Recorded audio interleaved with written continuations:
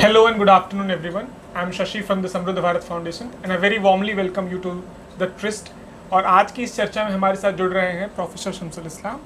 Professor इस्लाम एक बहुत renowned professor और ऑथर हैं और इन्होंने सांप्रदायिकता, चाहे हिंदू सांप्रदायिकता हो या मुस्लिम सांप्रदायिकता हो, धार्मिक कट्टरपंथ, धार्मिक राष्ट्रवाद, संघ कैसे काम करता है और बाकी संघ के जो ऑफशूट्स हैं, जो इतने संगठन हैं वो कैसे ऑपरेट करते हैं, इन सब पर बहुत लगातार कई सालों से ये लिखते आए हैं।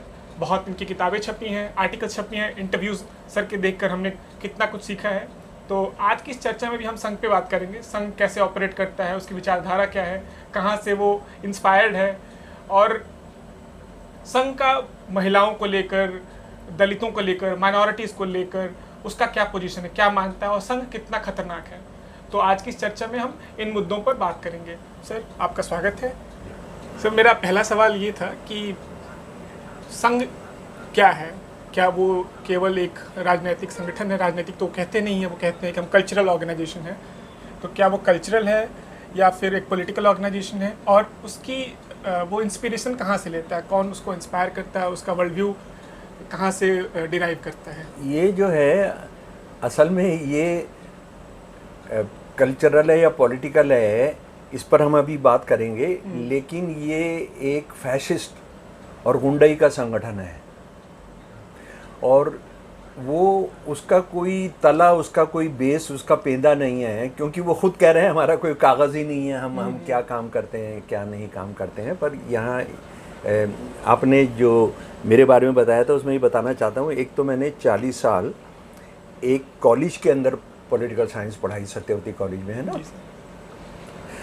दूसरी बात यह है कि हिंदुत्व के अलावा मेरा जो काम है वो धार्मिक राष्ट्रवाद पर है।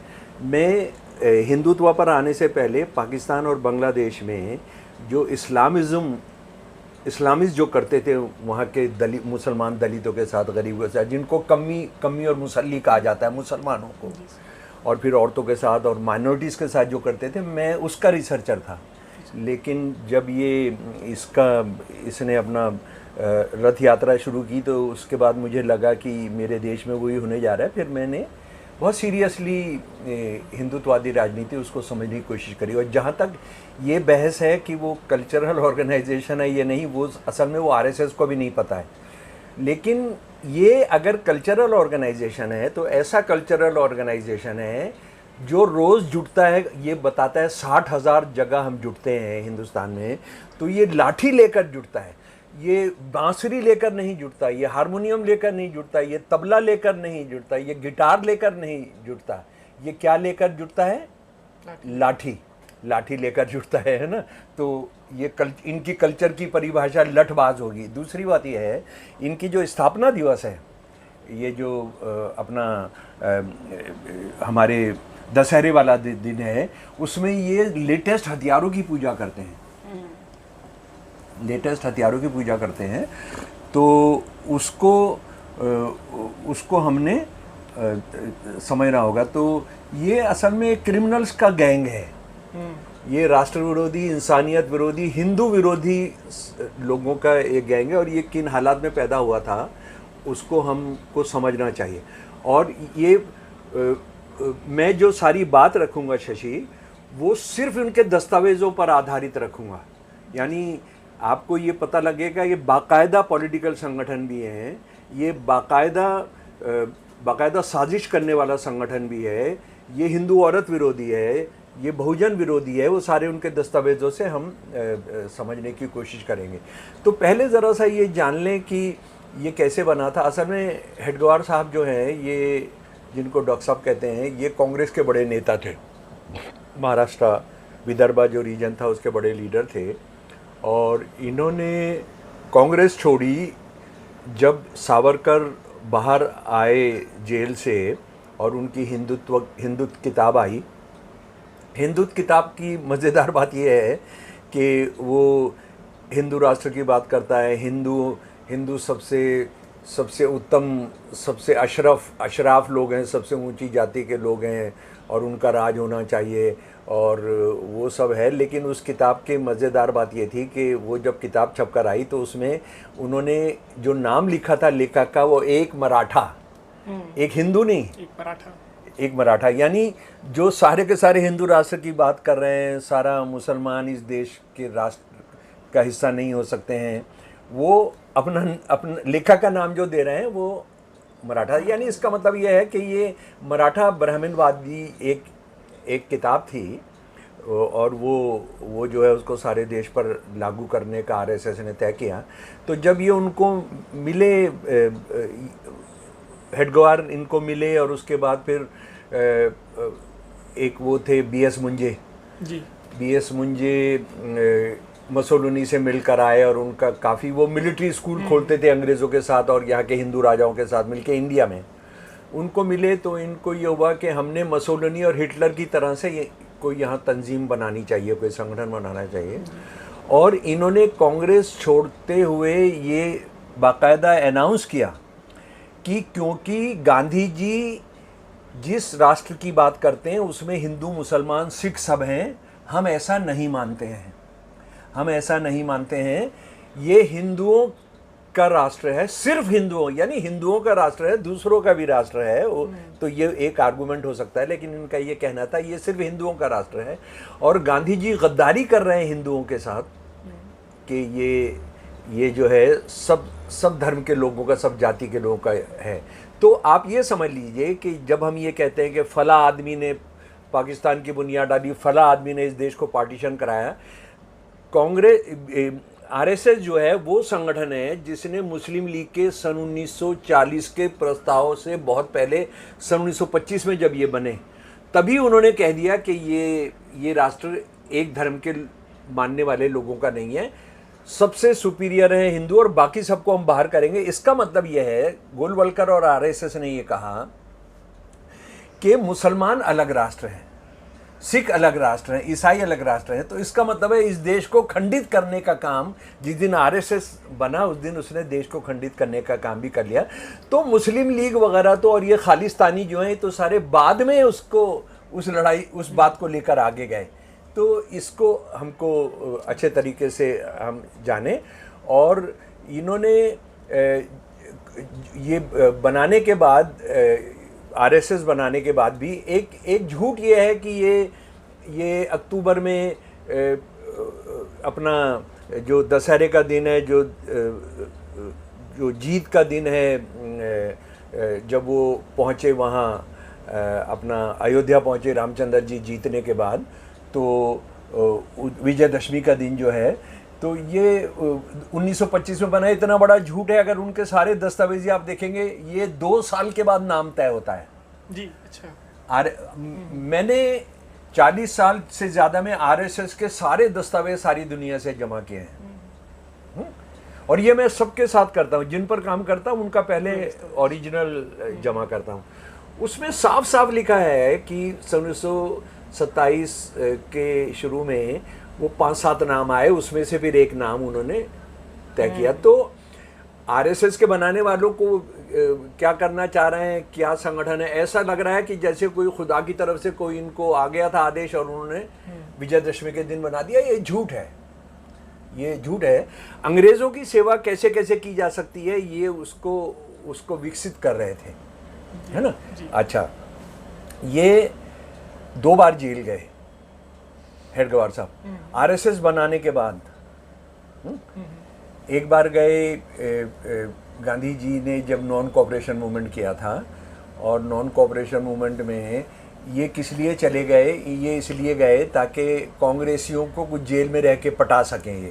ये खुद उन्होंने, उनकी जो जीवनी आरएसएस ने लिखी है उसकी मैं बात कर रहा हूँ। तो वो गए वहाँ पर, और वहाँ ये किस लिए गए, खिलाफत मूवमेंट के लिए, गरम भाषण करने के लिए।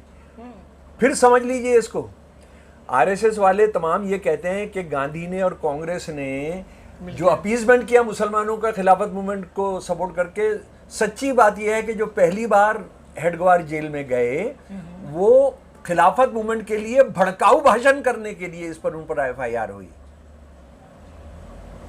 ये देश जानता नहीं है। अच्छा, गांधी जी का कॉल ये था कि जो भी आपको सजा होगी आप उसको बिना वकील को जाए बिना आप उसको जो सजा मिलेगी उसको झेलेंगे। ये डर गए तो थे कि कांग्रेसियों को हिंदू उससे आरएसएस से जोड़ेंगे, कोई आरएसएस के साथ कोई बात नहीं करने को तैयार था। तो लेकिन ये डर भी गए, वो काम तो किया कि मैं जेल जाऊंगा, डर गए, एक वकील खड़ा कर दिया।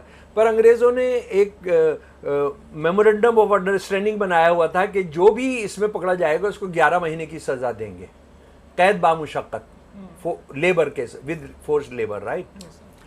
तो ये जो गए, ये दुनिया का एकमात्र भारत के अंदर ये पॉलिटिकल प्रिजनर है जो 11 महीने में रहा और इसका वज़न 25 पाउंड बढ़ गया। उसकी वजह भी इनके आरएसएस ने जो जीवनी लिखी है उसमें बताया है, क्योंकि ये वहाँ जाते ही जो सर जाथर जो एक बहुत जालिम जेलर था अंग्रेज, उससे दोस्ती कर ली, हर जगह कोलैबोरेशन का, हाँ दोस्ती कर ली। तो दोस्ती हमने क्यों की दोस्ती उसके साथ, आप समझते हैं दोस्ती का मतलब यह है कि आपको पराठा मिलेगा, आपको मक्खन मिलेगा, आपको बाहर का घर का आया हुआ सामान मिलेगा। 25 पाउंड वजन बढ़ गया, 12.5 किलो, ठीक है। अच्छा, ये बंदा दोबारा गया, नमक आंदोलन में भी ये जेल में गया, लेकिन इसने एक आदेश दिया कोई आरएसएस का आदमी नहीं जाएगा, कोई आरएसएस का आदमी नहीं जाएगा, और अपने आप गया। और इसीलिए कि मैं कुछ लोगों को भी आरएसएस में के लिए तोड़ूंगा, ठीक है। यही हरकतें देखकर, यही कांग्रेस ने जब ये हरकतें देखी, तो जब नेताजी सुभाष चंद्र बोस प्रेसिडेंट बने कांग्रेस के, तो उन्होंने ये कांग्रेस वर्किंग कमेटी ने प्रस्ताव पास किया 1937-38 के अंदर, आरएसएस और मुस्लिम लीग का कोई भी आदमी कांग्रेस में नहीं रह सकता। ये जिस तरह की साजिश कर रहा था, ठीक है। सर, संघ ये क्लेम करता है, ये दावा करता है कि एक राष्ट्रवादी संगठन है, और सिर्फ ये दावा नहीं करता बल्कि ये भी कहता है कि जो मेरी विचारधारा को नहीं मानते हैं वो बाकी लोग एंटी नेशनल हैं, जैसे कि एक टर्म बहुत पॉपुलर हो चुका है, जो भी आपके लिए भी लोग इस्तेमाल करते होंगे। तो पर ये खुशी होती है क्योंकि उनकी भारत माता मेरी भारत माता नहीं है। तो सर, लेकिन हम ये भी जानते हैं कि संघ का जो पार्टिसिपेशन था फ्रीडम स्ट्रगल में, वो नॉन एग्जिस्टेंट था, नहीं, उसके खिलाफ था शशि जी, उसके खिलाफ था। मैं 40 साल से आरएसएस वालों को कह रहा हूँ, हजारों जगह से, तुम मुझे एक आदमी बता दो जिसने अंग्रेजों के खिलाफ लड़ाई में नाखून कटवाया हो, ठीक है। तुम मुझे आरएसएस के घर का कोई कुत्ता भौंका हो अंग्रेजों के खिलाफ, वो मुझे बता दो, हाँ, मैं मान लूंगा तुम सारे आरएसएस वालों ने हिस्सेदारी किया। देखिए, जब स्वतंत्रता आंदोलन चल रहा है, एक तो हमको ज़रा समझना पड़ेगा कि ये क्यों पैदा हुए थे। स्वतंत्रता आंदोलन को तोड़ने के लिए पैदा हुए थे, तो इनको हिस्सेदारी तो करनी नहीं थी उससे पहले। लेकिन आपने जो सवाल उठाया, मैं उस पर चर्चा उस पर बात रख देता हूँ। बात यह है कि देखिए, अटल बिहारी वाजपेयी 38-39 तक आरएसएस के मेंबर बन चुके थे। एल के अडवाणी, ये गोलवलकर तो उससे थोड़ा पहले, हेडगेवार का हम जानते ही हैं कि स्वतंत्रता आंदोलन में उन्होंने बिल्कुल मना किया, अपने इंडिविजुअल गए। और बाकी जो सारे आंदोलन में किया उसकी बात हम करेंगे जब उनकी गद्दारी की बात करेंगे तो। और दूसरी बात यह है कि आप दीनदयाल उपाध्याय, श्यामा प्रसाद मुखर्जी, ठीक है, कोई भी एक बंदे का नाम ले लीजिए, वो उसको थाने बुलाना तो छोड़िए, उनको कोई मुचलका मिला हो, कोई नोटिस मिला हो कि तुमने अंग्रेज़ों के खिलाफ तुमने सोचा या ये कहा, तो उनको एक होता है ना, एक नोटिस इशू होता है जो हमारे आजकल नौजवानों को तो रोज़ ही मिलता रहता है। अच्छा, उसके बाद मैं एक और सवाल पूछ रहा हूँ, इस देश में रहना है तो वंदे मातरम गाना है, ठीक है ना। आज़ादी की लड़ाई में कम्युनिस्ट, गैर कम्युनिस्ट, कांग्रेसी हजारों की तादाद में वंदे मातरम कहते हुए फांसी पर झूल गए, फांसी के फंदे पर झूल गए हैं। इन्होंने वंदे मातरम को कहकर कि आज हम चांदनी चौक में, या आज हम कनॉट प्लेस में, या आज हम दिल्ली यूनिवर्सिटी के अंदर, या देश में किसी भी जगह हम आज वंदे मातरम गाते हुए निकलेंगे, इसका एक उदाहरण दे देना। एक दस्तावेज 15 अगस्त 1947 तक का एक दस्तावेज दे दें। बिल्कुल। उस वक्त अगर आप वंदे मातरम एक आदमी गा रहा था तो गिरफ्तार होता था, और अगर 5 से ज्यादा आदमी वंदे मातरम गाते थे तो फायरिंग भी हो सकती थी। ये एक उदाहरण बता देना, एक उदाहरण। ये मैं गोलवलकर के ये सारे दस्तावेज, ओरिजिनल दस्तावेज जो उनके पास भी नहीं हैं, मैं उनकी कुछ बातें बता रहा हूँ। तो ये हमारा 1920-21 का जो नॉन कोऑपरेटिव मूवमेंट था, मैं सीधा हिंदी में ही है गोलवलकर का। गोलवलकर जो हेडग्वार के बाद बनता है आरएसएस का चीफ। संघर्ष के बुरे परिणाम हुआ ही करते हैं। 1920-21 के आंदोलन के बाद लड़कों ने उद्दंड होना प्रारंभ किया। ये नेताओं पर कीचड़ उछालने का प्रयास नहीं है, परंतु संघर्ष के बाद उत्पन्न होने वाले अनिवार्य परिणाम है। बात इतनी ही है कि इन परिणामों को काबू में रखने के लिए ठीक व्यवस्था नहीं कर पाए। और उसके बाद वो बंदा आता है 1942 पर, क्विट इंडिया मूवमेंट पर। 1942 के बाद तो कानून का विचार करने ही की आवश्यकता नहीं, ऐसे प्राय लोग सोचने लगे। ये आंदोलन विशेष रूप से बिहार में खूब चला। आज हम देखते हैं कि गाड़ियां रोकना, सांकल खींचना, बिना टिकट प्रवास करना आदि बातें वहां आम तौर पर चलती हैं। ये सारी अव्यवस्था और विचित्र दिखने वाली परिस्थितियां संघर्ष के कारण ही निर्माण हुई है। देखिए कितनी जलालत की बात कर रहा है। एक तो पूरा बिहार को वो लपेट ले रहा है जी। और 1942 के बिहार को लेके कह रहा है आज जो बिहार में हो रहा है वो 1942 के क्विट इंडिया मूवमेंट का नतीजा है। वहां जो गाड़ियां रोकी जा रही हैं, गुंडागर्दी की जा रही है, बिना टिकट चलना, सांकल खींचना, गाड़ियां रोकना, ये किसकी देन है बिहार में? क्विट इंडिया मूवमेंट की। और ये कब लिखा है उसने? सन 1960 के अंदर लिखा है। सन 1960 में वो बिहार को गाली बक रहा है, और उसका गुस्सा ये है कि 1942 क्विट इंडिया मूवमेंट से उन्होंने सीखा। जी। क्विट इंडिया मूवमेंट को ये जलील आदमी कितनी नफरत करता है, आप उसका अंदाजा कर सकते हो। और यहीं पर बात खत्म नहीं होती है। सन 1942 में भी ये असल में आरएसएस में बहुत अंदर झगड़ा शुरू हो रहा है कि सब लोग लड़ाई लड़ रहे हैं, ये सब कर रहे हैं, हम खामोश बैठे हैं। कुछ ईमानदार लोग तो होते थे ना, नौजवान होते थे, उनको क्या समझा रहा है। सन 1942 में भी अनेकों के मन में तीव्र आंदोलन था। उस समय भी संघ का नित्य कार्यक्रम चलता रहा, नित्य रोजमर्रा का कार्यक्रम चलता रहा। प्रत्यक्ष रूप से संघ ने कुछ ना करने का संकल्प लिया, परंतु संघ के स्वयं सेवकों के मन में उथल पुथल चली रही थी। संघ ये अकर्मण्य लोगों की संस्था है, इनकी बातों में कुछ अर्थ नहीं। ऐसा केवल बाहर के लोगों ने ही नहीं, कई अपने स्वयं सेवकों ने भी कहा। वे बड़े रुष्ट भी हुए, लेकिन हमने रोजमर्रा का कार्यक्रम हमने जारी रखा। अच्छा, अब सवाल उठता है कि ये जो स्वतंत्र आंदोलन था इसमें तो हजारों लोग शहीद हुए हैं। जी। मतलब अगर मैं यहीं बैठकर नाम गिनवाना शुरू कर दूं तो कई रातें कई दिन बीत जाएंगे। उनमें से कुछ शहीदों की आप तस्वीरें यहाँ पर देख भी रहे हैं, है ना। इनके बारे में गोलवलकर जो कह रहा है जरा सुन लीजिए। और इस देश को गुस्सा नहीं आता है, इस देश की यूनिवर्सिटीज में गुस्सा नहीं आता है तो बहुत दुख होता है मुझे। निसंदेह ऐसे व्यक्ति जो अपने आप को बलिदान कर देते हैं श्रेष्ठ व्यक्ति हैं, और उनका जीवन दर्शन प्रमुखते पौरुषपूर्ण है। वह साधारण व्यक्तियों से जो कि चुपचाप किस्मत के आगे समर्पण कर देते हैं और भयभीत और अकड़ में बने रहते हैं, बहुत ऊंचे हैं। फिर भी हमने ऐसे व्यक्तियों को समाज के सामने आदर्श के रूप में नहीं रखा है। हमने बलिदान को महानता का सर्वोच्च बिंदु जिसकी मनुष्य आकांक्षा करे नहीं माना है, क्योंकि अंततः वह अपना उद्देश्य प्राप्त करने में असफल हुए, और असफलता का अर्थ है कि उनमें कोई गंभीर त्रुटि थी। बताइए। कल्पना करेंगे आप, भगत सिंह के बारे में बोल रहा है, राजगुरु के बारे में बोल रहा है, सुखदेव के बारे में बोल रहा है, अशफाकुल्ला के बारे में बोल रहा है, चंद्रशेखर आजाद के बारे में बोल रहा है, हजारों राजेंद्र लाहिरी के बारे में बोल रहा है, रोशन सिंह के बारे में बोल रहा है, राम प्रसाद बिस्मिल के बारे में बोल रहा है। ये कह रहा है शहीदों के बारे में। और आज इन्हीं को अप्रोप्रिएट करने की कोशिश होती है। जी, इनको जूता लेकर, असल में इनके साथ जो है जूते का हार लेकर इनको पहनाना चाहिए। और ये बात ये है कि जो लोग आरएसएस से लड़ने की बात कर रहे हैं, असल में उनका एक बड़ी कमजोरी है कि उन्होंने आरएसएस को पढ़ा नहीं है।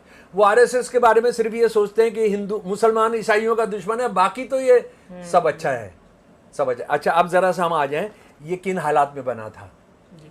देखिए 1857 में हिंदू मुसलमान सिख मिलकर लड़े हैं, चप्पे चप्पे पर ऐसी दास्तानें, क्योंकि 1857 की साजी शहादतें, साजी विरासत पर हम बात नहीं कर रहे हैं, जिस पर हमने करना चाहिए, जिस पर हमने करना है। और मेरा मेन काम है 1857 पर, तो वहीं से मैं राष्ट्रवाद पर मेरा सफ़र शुरू होता है रिसर्च का।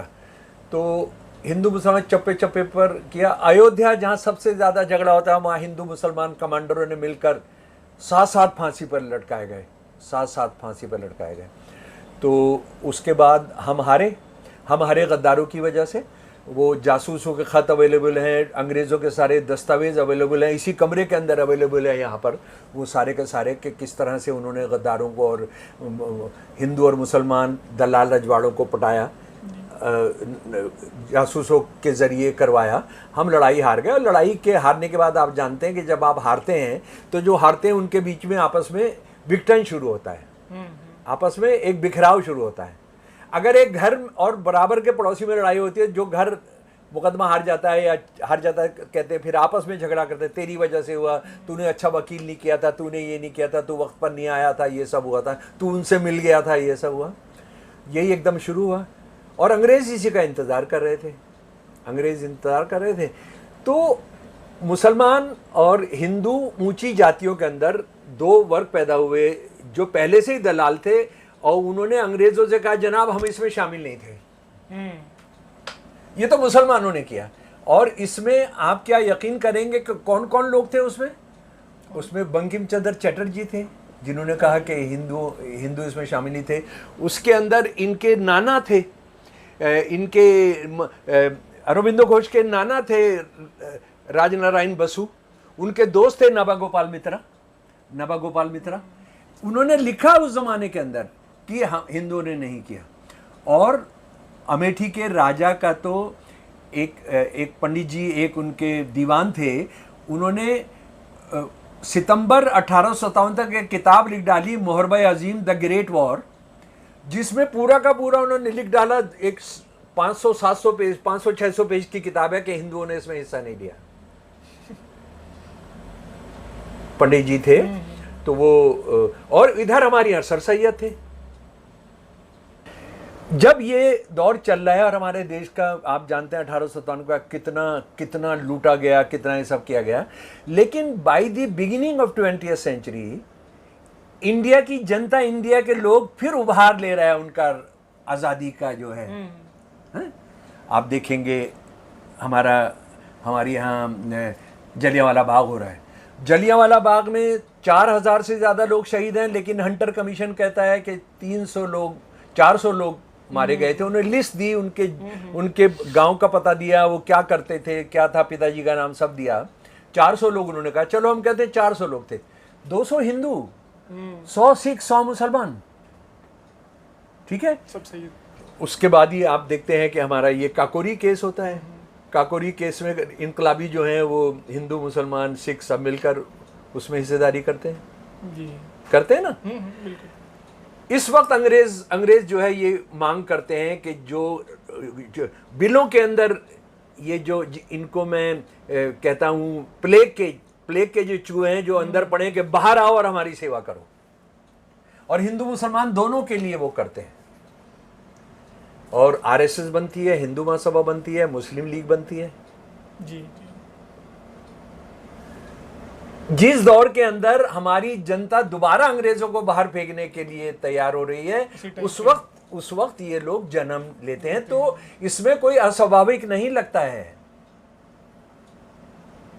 ये बात बहुत सही तरीके से समझने की है जी। आगे आपका कोई और बात है?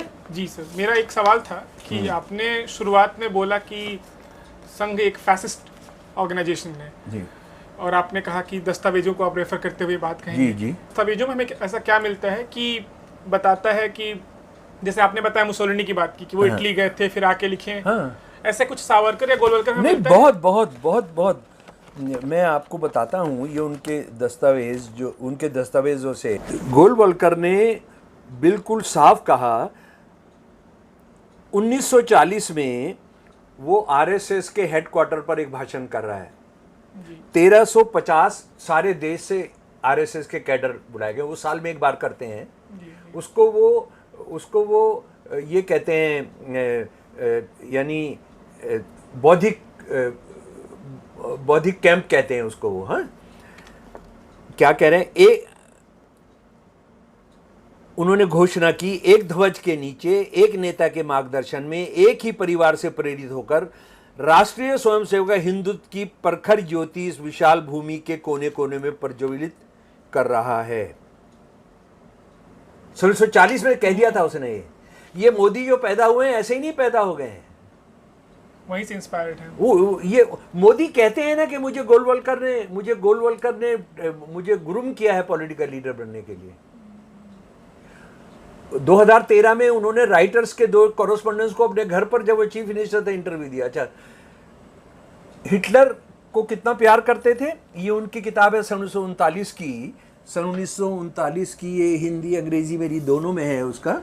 ये जो है, ये देखिए, ये पहली बार उसका अनुवाद करके और ये सब मैंने इसको अपने देश के सामने रखा है। अपने मस्तिष्क में इस बात को बिठाना जरूरी है कि कैसे प्राचीन राष्ट्रों ने अपनी अल्पसंख्यक समस्या का निपटारा किया। ये वो अपने राज्य में किसी भी भिन्न तत्व को स्वीकारने के लिए तैयार नहीं है। प्रवासी, अच्छा एक बात समझिए, भिन्न तत्व कौन है? जो हिंदू नहीं है। सावरकर की परिभाषा है, जिनका होली लैंड ये है, जिनका फादरलैंड ये है, जिनके खून के अंदर हिंदू बाप का खून है, जो संस्कृत बोलते हैं, जो लंबे हैं। समझ गए हम? जी। प्रवासियों को, यानी इनको वो क्या कह रहे हैं, इमिग्रेंट कह रहे हैं प्रवासियों को, प्राकृतिक तौर पर जनसंख्या के मुख्य भाग में अर्थात राष्ट्रीय नस्ल में अपने आप को मिलाना होता है। उनकी संस्कृति, भाषा और महत्वाकांक्षा को स्वीकारते हुए, अपने अलग अस्तित्व की हर भावना को त्यागते हुए, अपने विदेशी मूल के होने को भूलते हुए, अगर वो ऐसा नहीं करते तो वो केवल विदेशियों की तरह रह सकते हैं। राष्ट्र के तमाम बंधनों और नियमों से बंधे और राष्ट्र को सहन करते हुए, किसी भी विशेष सुरक्षा के ही नहीं बल्कि किसी भी अधिकार सुविधा के हकदार ना होकर।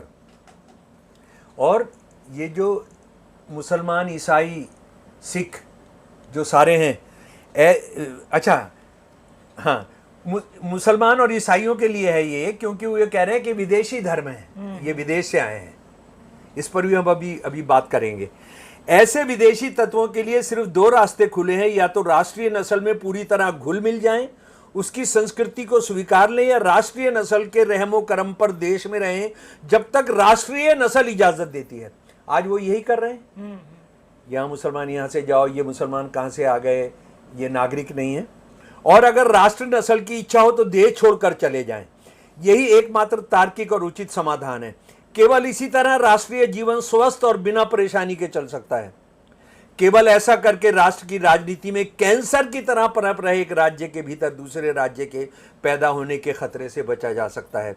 और उसने ये कहा कि बिल्कुल साफ कहा, Germany has also shown how, अच्छा ये मैंने अनुवाद किया था, उनकी किताब ओरिजिनली अंग्रेजी में है, इस बंदे ने मराठी में नहीं लिखी है किताब, इंग्लिश में लिखी है। हाँ अंग्रेजी में लिखी, और इसका मराठी तर्जुमा हमारे साथियों ने किया है, मेरी जो मैंने उपलब्ध कराया जी। लेकिन वो एक जगह और क्या कह रहा है, पेज 35 में इसी किताब के अपनी, Germany has also shown how well nigh impossible it is for races and cultures having differences going to the root to be assimilated into one united whole. जो नस्लें अलग अलग, जिनके कल्चर अलग अलग हैं, तो वो एक साथ नहीं हो सकते। उसके लिए जर्मनी ने जो लेसन दिया है वो हमारे फायदे के लिए है, हमको उसको लागू करना चाहिए। अच्छा, अब बात यह है कि ये विदेशी धर्म, तो ऐसा लगेगा कि जो हिंदुस्तानी धर्म है उनसे तो बहुत प्यार करते होंगे, यानी सिखिज्म से, जैनिज्म से, बौद्ध धर्म से, इनसे प्यार करते। ज़ोरास्ट्रियनिज्म विदेशी है लेकिन उसको नहीं कहते कि विदेशी है। तो मुसलमान बाहर के हैं, इन जो विदेशी धर्म है उनको कहते हैं वो धर्म है ही नहीं, वो हिंदू धर्म का हिस्सा है। ये इस्लाम और ईसाई जो है ये सेमेटिक रिलीजन है, ये फ़लस्तीन से आए हैं। फ़लस्तीन से जो आए हैं, तो अब ज़रा सा देखिए, इन बेवकूफ़ों को कोई कहे कि हिंदुओं का एक बहुत जबरदस्त तीर्थ स्थल जो है वो तो चीन के अंदर है, कैलाश मानसरोवर, है ना। नंबर 1। नंबर 2, सारी दुनिया में जो हिंदू फैले हुए जो आरएसएस के मेंबर हैं और उन देशों में रहते हैं, उनके तो सारे स्थल यहाँ इंडिया में हैं, वो तो राम मंदिर आते हैं। तो वहाँ के जो लोग हैं, वहाँ के जो ईसाई हैं या नॉन ईसाई हैं, वो ये कहें तुम तो गद्दार हो, क्योंकि तुम खाते यहाँ पर हो, तनख्वाह यहाँ से लेते हो, टैक्स फायदा यहाँ उठाते हो, घर तुम्हारा यहाँ पर है, पढ़ते यहाँ पर हो, पैसा यहाँ कमाते हो। तो आरएसएस कितना हिंदुस्तानी जो लोग हिंदू सारी दुनिया में जाकर बच गए, उसके लिए कितना खतरा खड़ा कर रही है। बिल्कुल। और फिर वहां क्यों जा रहे हो? चीन क्या भारत का हिस्सा है? लेकिन इन्होंने मुसलमान और ईसाइयों को गाली बकने के लिए कोई भी ये कारण उठाएंगे। अच्छा, उसके बाद जो जनतंत्र की बात हो गई, ये फेडरलिज्म से कितनी नफरत करते हैं जी। आप यकीन नहीं करेंगे जो शब्द उसके हैं। आज की फेडरल राज्य पद्धति पृथकता की भावनाओं का निर्माण तथा पोषण करने वाली, एक राष्ट्र भाव के सत्य को एक प्रकार से अमान्य करने वाली एवं विच्छेद करने वाली है।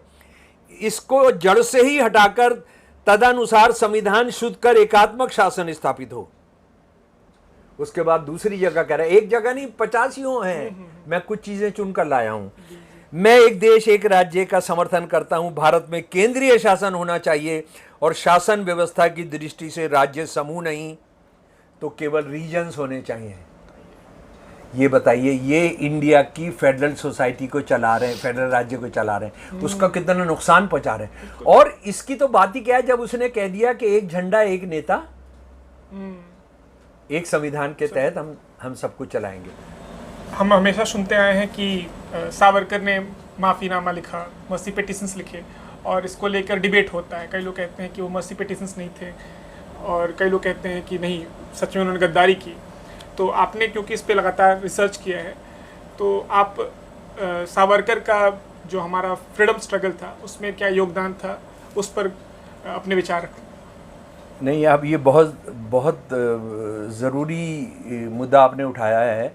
बात यह है कि आरएसएस की जो गद्दारी है फ्रीडम स्ट्रगल से, शहीदों को अपमान करना उनके ज़रिए, और हिस्सेदारी नहीं करना एक बात है। बहुत सारे लोगों ने हिस्सेदारी नहीं की होगी, भारत की जनता ने नहीं की होगी, बहुत लोगों ने नहीं की होगी, लेकिन क्या उन्होंने गद्दारी की? ये बुनियादी बात है। और इस गद्दारी को हम नहीं समझ सकते, पूरी गद्दारी को, अगर आप सावरकर का इसमें जो भूमिका है उसको नहीं समझें।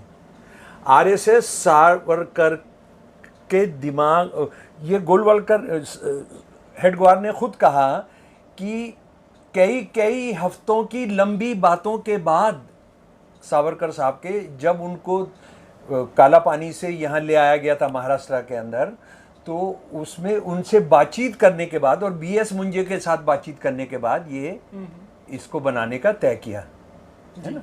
और किसके मॉडल पर? वो जो हिटलर और मसोलिनी जो है, जो अपनी वहाँ ब्लैक शर्ट्स और ये सारी शर्ट्स बना रहे थे, उसके आधार पर। तो आप सावरकर साहब जो है, सावरकर साहब वीर माने जाते हैं जी, है ना जी। सावरकर साहब जो वीर हैं, वो कितने बड़े वीर हैं, उसका यानी वीर की परिभाषा आपने बदलनी पड़ेगी अगर आप वीर का, अगर इनको वीर कहते हैं तो। और दिल्ली यूनिवर्सिटी की तो बड़ी बदकिस्मती थी, 2 साल पहले उन्हें भगत सिंह और सावरकर की मूर्ति साथ लगा रहे थे, उस पर बहुत हंगामा हुआ था, है ना, फिर हटाई गई थी। हम भी उसमें उस आंदोलन में थे। तो बात यह है, ज़रा सावरकर साहब का समझ लें हम थोड़ा सा। सावरकर साहब जो है, सावरकर साहब एक यानी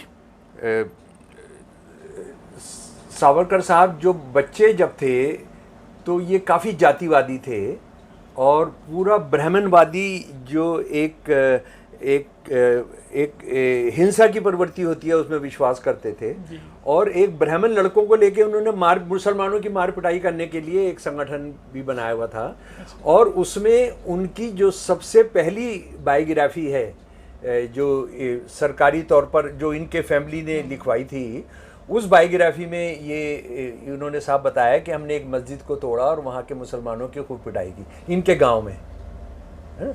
लेकिन ये इंग्लैंड चले गए, इंग्लैंड गए और इंग्लैंड जाकर जब वहाँ संपर्क में आए, जो हिंदुस्तान से यहाँ लोग गए हुए थे, जैसे नेहरू थे, अपना मेनन थे, इस तरह के दूसरे लोग थे, तो ये इनकलाबी हो गए जी। और इन्होंने एक किताब लिखी 1857 की जंग आज़ादी। 1857 की जंग आज़ादी, अगर आपने किताब नहीं पढ़ी तो आप इस देश के हिंदू मुसलमानों ने, सिखों ने मिलकर क्या किया उसको नहीं समझ सकते। ये वो किताब है जिसको स्मगल करके भारत लाया गया, जिसकी सारी दुनिया में छापा गया, और भगत सिंह ने इनको पढ़ी, दूसरे इनकलाबियों ने पढ़ी, और उनको लगा कि यार इन्होंने क्या ज़बरदस्त काम किया है। ये वो किताब है जिसमें उन्होंने लिखा कि मुसलमान मौलवियों ने जो जिहादी रोल अदा किया 1857 के अंदर, वो ये देश कभी नहीं भूलेगा, भारत माँ कभी नहीं भूलेगी। आज मुसलमान मौलवियों को, मदरसों को, और मदरसों के बारे में कितनी तारीफ की है इसके अंदर, हाँ, इस किताब के अंदर। इसीलिए हीरो बन गए, इनकलाब के हीरो बन गए। और ये वहाँ 2 कत्ल के अंदर इनको मुजरिम पाया गया और इनको यहाँ लाया जा रहा था, भारत लाया जा रहा था। तो ये फ्रांस के अंदर इन्होंने छलांग लगा दी समंदर के अंदर, और बहुत बहादुरी के साथ ये तैर के जहाज़ से चला करके मैं फ्रांस में घुस जाऊंगा तो वहाँ मुझे पनाह मिल जाएगी, मुझे पॉलिटिकल रिफ्यूज मिल जाएगा। लेकिन इनको पकड़ लिया गया और इनको यहाँ ले आया गया, और इन्हें 2 मुकदमों में 25-25 साल की, 2 कत्ल के मुकदमे थे, 2 मुकदमों में 25-25 साल की अलग अलग सजाएं हुई, जो कंकरेंट नहीं चलनी थी, एक के बाद दूसरी चलनी थी, यानी 50 साल की चलनी थी। और उसको पूरा करने के लिए इनको जुलाई 4, 1911 को 50 साल की सजा काटने के लिए इनको काले पानी जेल में ले आया गया। बहुत सख्त सजा थी, बहुत लंबी सज़ा थी, जिंदा तो वापस आना ही नहीं था। लेकिन मैं आपको ये बताना चाहता हूँ मेरे प्यारे दोस्तों, सुनने वाले दोस्तों, कि ये काला पानी जेल क्यों बनी थी। आज काला पानी जेल का नाम इनके नाम पर रख दिया गया है। अभी इनकी करतूत हम जानेंगे। काला पानी जेल रखा गया था 1857 में। जिन मौलवियों ने हिस्सा लिया था गदर के अंदर, उनको वहाँ कैद करने के लिए बनाया गया था जी। और उसमें कितने मौलवी वहाँ शहीद हो गए, मारे गए, उन्होंने फांसी लगा ली, समंदर में डूबकर मर गए, उसका कोई रिकॉर्ड नहीं है, कोई रिकॉर्ड नहीं है। लेकिन बहुत सारे लोगों का है भी, बहुत सारे लोगों का है भी। तो ये जब वहाँ पहुँचे तो बहुत ही जुल्म होता था वहाँ। कोलू के बैल में आप इंसानों को जोते थे, और उसमें यह था कि आपने ये 20 किलो, आज के हिसाब से 20 किलो, लेकिन 50 पाउंड आपने वो जो तिल है, वो जो खली है, उससे आपने निकालना ही है। तो ये टूट गए वहाँ टूट गए। और इन्होंने सबसे पहले ये किया कि वहाँ जो इनकलाबी थे और जो लड़ रहे थे अंग्रेज़ों के ख़िलाफ़, उनसे वो जब भूख हड़ताल पर बैठे कि हमको पॉलिटिकल हमको कैदी मानिए और हमें कुछ सुविधाएं दीजिए, तो इन्होंने उसमें हिस्सेदारी नहीं की।